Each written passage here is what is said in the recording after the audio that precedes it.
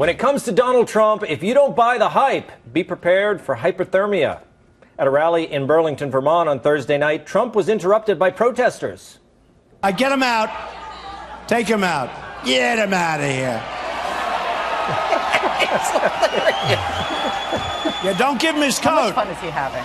Don't give him his coat. Keep his coat. Confiscate his coat. You know, it's about 10 degrees below zero outside. Now, you can keep his coat. Tell him we'll send it to him in a couple of weeks. Trump views the protesters as a badge of how not boring he is. But isn't this more exciting, though, than these other routes with nobody? They have no protesters. Nobody cares. Nobody cares. They go in, everybody falls asleep. They say, "Can I go home now, darling?" And everyone leaves. And the guy standing there, "Please vote for me." The frequent disruptions came despite Trump's efforts to keep critics out.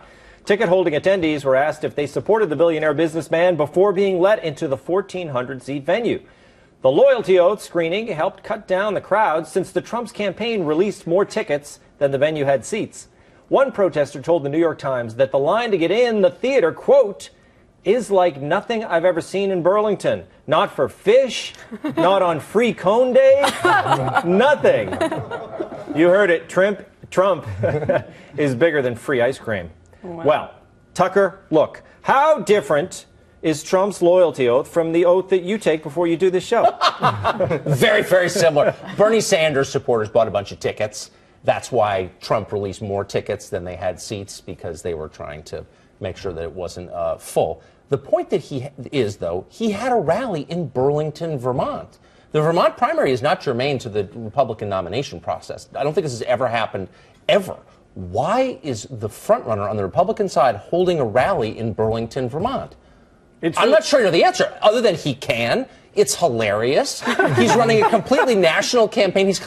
He has not a single consultant that I'm aware of. I'm not endorsing Trump, though I'm very close at this point because it's just so funny. Yes. But there's nobody advising him on the process. He's just doing exactly what he wants at all times. Now, do you have insiders who tell you that? I've been wondering, who is it? Who makes those? No, I know that for a fact. He does not. There is no one around Trump who's saying, okay, this is exactly where you need to be. This is what you need to say. I mean, a normal campaign is filled with guys making millions of dollars telling the candidate what to say and think, and certainly telling him all about the details of the process. I mean, there's got to be a downside to this at some point. I'm not sure Trump understands how you get the nomination.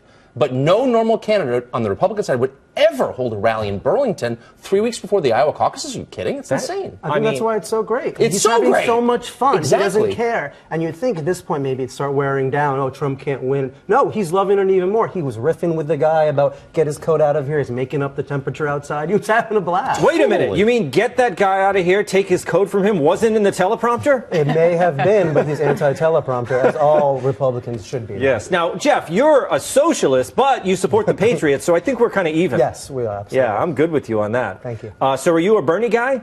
I am an undecided guy. I'm open-minded. I happen to love Trump in a lot of ways. I love that not only is he having fun, but he was pretty clever because if you think about, take the guy's coat, he plays to disproving global warming.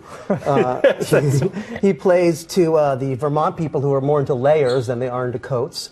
And he also, he just sort of, he's a bold guy. And I love the fact that he will just riff. And he's having a great time. He says what he feels, right, Remy? And he has a right to control who comes to his rallies, doesn't he? Who comes to his rallies, but not what he does with their personal property. His statement was basically saying, I'm going to commit a crime, right? If you, if you take ownership, if you knowingly deprive the rightful owner of his or her property, that's a crime. It's unlawful. If you do it with the intention of keeping it, that is not giving it back to the owner, that's called theft, right? That's not a surprise to anyone. But these people are Bernie supporters, so we're merely redistributing their coats to the homeless. There you go. The people who really need it. Joanne, that's very, very true and impressive. Unfortunately, not a defense to theft. Okay. Even if he's going to hold on to it, as he says, for a couple of days or weeks, that's still unlawful. But have you ever seen a presidential candidate commit larceny at his own rally? I mean, it is without precedent. We really need to stop and appreciate this. This will never happen again in our lifetimes. Enjoy it. You're worried about the rule of law, but Trump's not going to care about that. And the only way to stop a bad guy with a coat is to take away his coat. Yes, yes, that's fearless, right? Very bold. Let's take some stranger's coat from him. Well, Joanne, look, he went to Vermont. I think he wants to show that in the heart of liberal America, he has those supporters. That's the idea of Trump, that they're coming out of the woodwork, right? Oh, they're everywhere is the thing, even in the places you might not expect them. As to why he went to Vermont, I'm not sure.